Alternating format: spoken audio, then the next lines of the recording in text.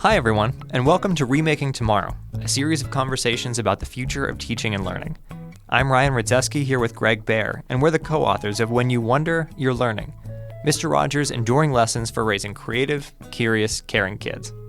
This is a podcast powered by Remake Learning, a network that ignites engaging, relevant, and equitable learning in support of young people navigating rapid social and technological change.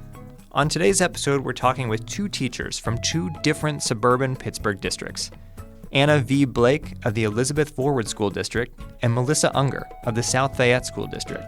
Blake teaches computational thinking and computer science to elementary school students. Unger introduces first and second grade students to computer science, robotics, and engineering. Together, they're the co-authors of Capturing Creativity, 20 Easy Ways to Bring Low-Tech STEAM into Your Classroom. Anna and Melissa, welcome to Remaking Tomorrow. Thank you so much for having us both. Melissa, let's turn to you first, please.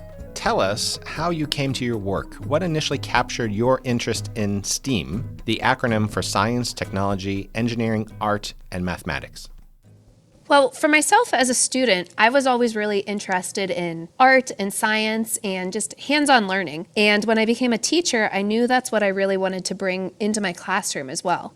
And so STEAM learning really gives students that opportunity to experiment and explore. And when I watch my students learn in that way, I see just how excited they are and how engaged. And it's something that really keeps me focused on bringing STEAM learning experiences to our students.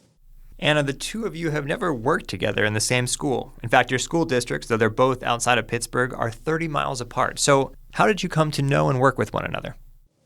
It's kind of a funny story. Melissa and I met at a local conference in Pennsylvania called P&C. And we started to really talk about STEAM, how we use it in our classroom, and how much we wanted to engage our students. So we switched Twitter accounts and email accounts and really started collaborating about what kinds of things could we do for our students using STEAM.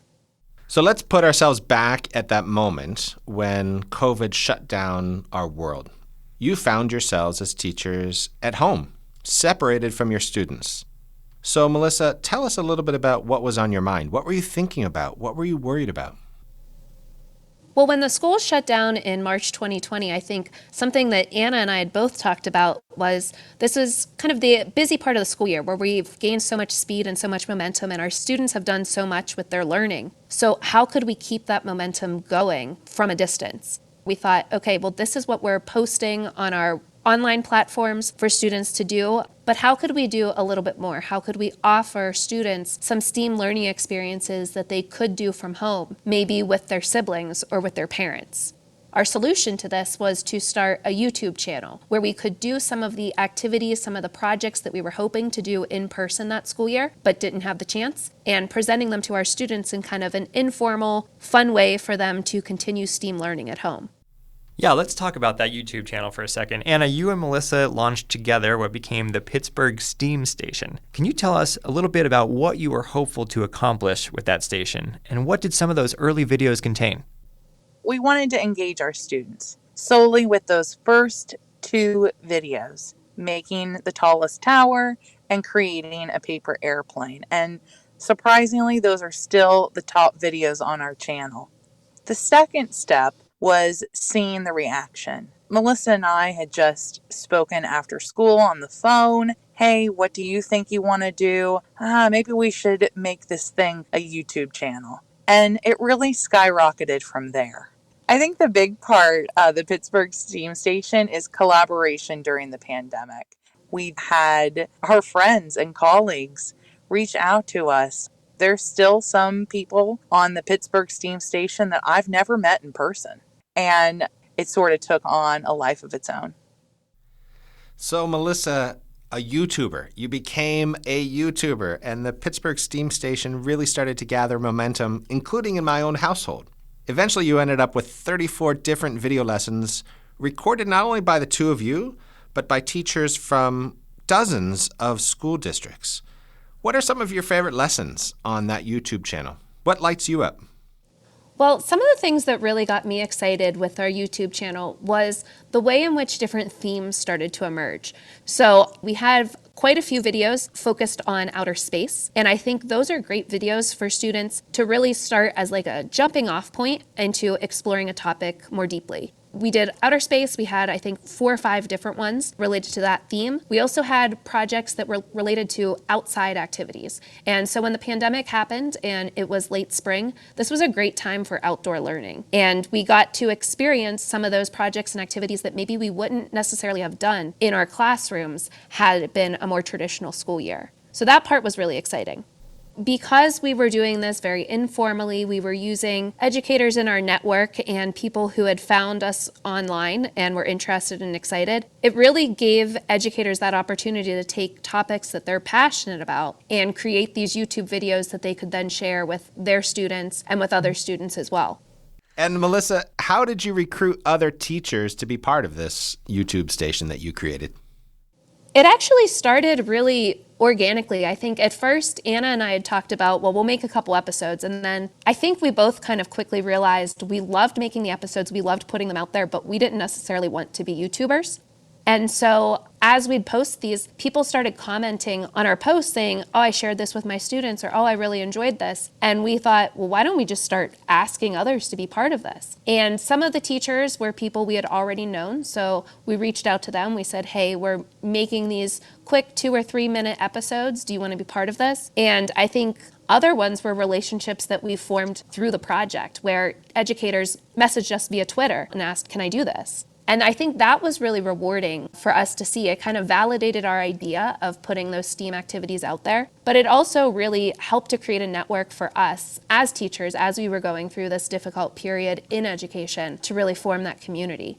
And it's a community that's lasted through the pandemic. Teachers, we've been reaching out to each other, contacting each other, even during virtual learning last school year. Anna, you alluded to this earlier, but the station's viewership really hit some pretty impressive numbers after a while. Its reach extended even beyond Pittsburgh, even beyond Western Pennsylvania. Can you tell us about how it took off? I looked up the stats. We've had people watching our YouTube station for 466 hours. And I think that attributes to there needed to be a space for kids to collaborate and do something that involves low-tech options. At my very own elementary school, Green Oak Elementary, we're doing our 2nd annual STEAM Day, a day that never existed before. And each classroom takes one of the Pittsburgh STEAM Station videos, shows maybe all of it or a portion, and the kids together with the teacher make one of the STEAM activities. So, for example, a paper airplane, or maybe the tallest tower, or a caterpillar. And each of the classrooms, we have 9 at our elementary school, would do one of the activities. I think what's really neat about the reach, what the YouTube station can do, is that it can really transform into a vehicle for creativity. And I think that was our goal. So going forward, we're now about 2 years from when we created it. I can see that it's being used in all different kinds of ways. I know that we're both extremely excited with the channel still having views daily. As you should be. This is Greg Bear along with Ryan Rudzeski. We're talking with Melissa Unger and Anna V. Blake, 2 extraordinary teachers and the co-authors of Capturing Creativity, 20 Easy Ways to Bring Low-Tech STEAM into Your Classroom. Melissa, in the summer of 2021, the 2 of you co-authored a book about these collected lessons, a book you entitled Capturing Creativity. And you write in your introductory essay that the book's central question is this: how do we create quality, low-tech, high-impact STEAM and maker learning experiences for all students? Why low-tech? That's probably the opposite of what a lot of people think of when they think about acronyms like STEM and STEAM. So when we were envisioning our Pittsburgh STEAM station at the beginning of the pandemic, one of the constraints that we had was we didn't know what students had access to at home. And so low tech was really the vehicle that we used to kind of focus our activities. We said, okay, well, how can we ensure that all students will have access to these activities? How can we make sure that they have what they need to actually do them? And so in our videos, we really highlighted how you could use everyday objects around your house, your daycare, to bring those projects to life. Maybe you don't have traditional wheels to make a car. Well, that's okay. Maybe you can then take bottle caps and turn them into wheels.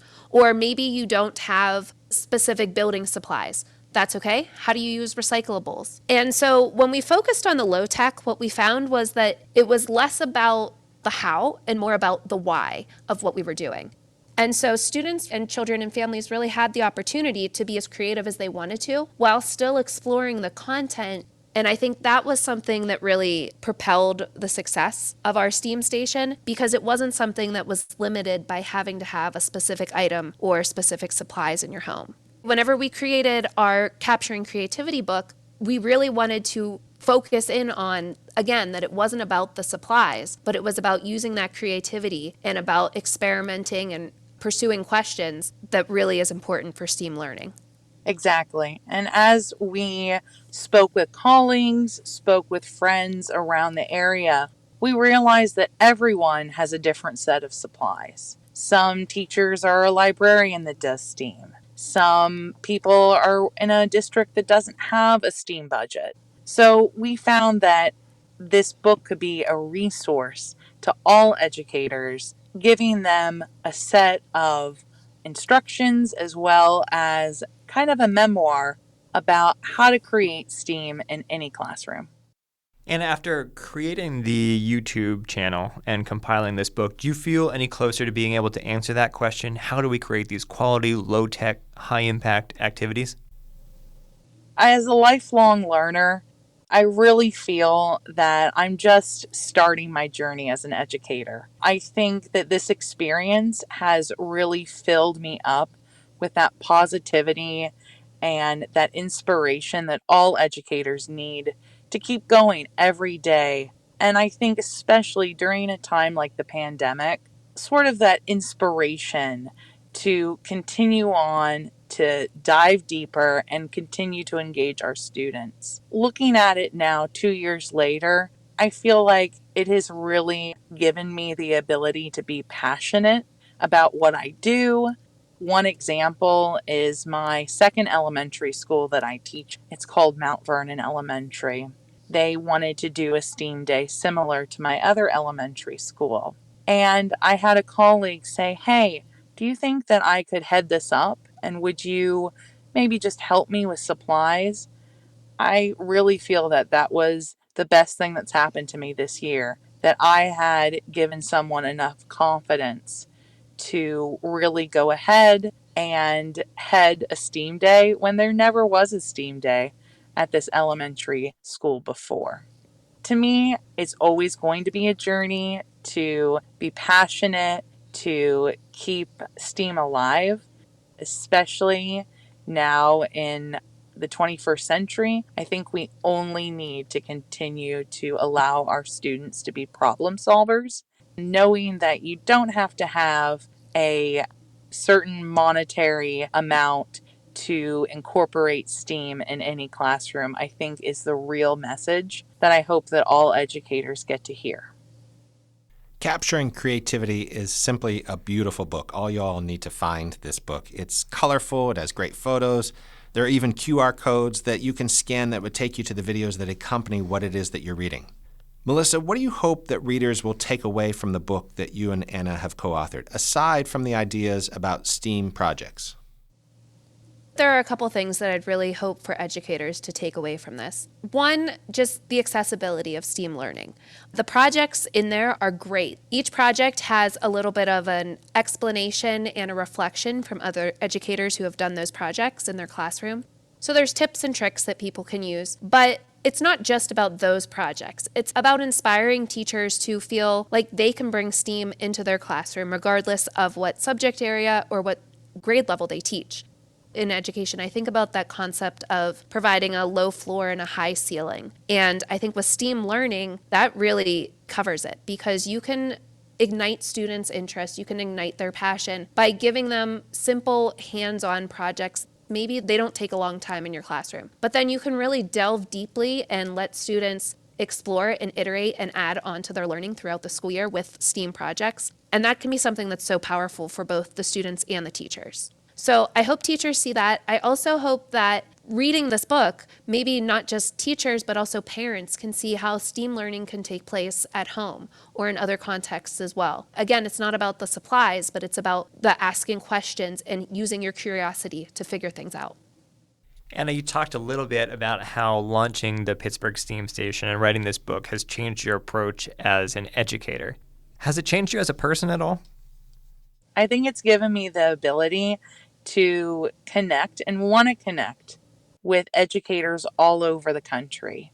Melissa and I met at a conference, and I thought that was the only way to network and connect with educators. And through this entire experience, first of creating the Pittsburgh STEAM Station, having people comment, review on YouTube as well as Twitter, now authoring a book capturing creativity, I really see that there are a multitude of ways to network and connect and really start talking about the things that educators are talking about, like how do we get our students to be 21st century problem solvers? How are we engaging our students beyond a worksheet? These are really good topics that I enjoy now and really look for on platforms such as Twitter, such as Facebook, more so than I really honestly ever did before. And I know now Melissa and I love talking with colleagues that feel empowered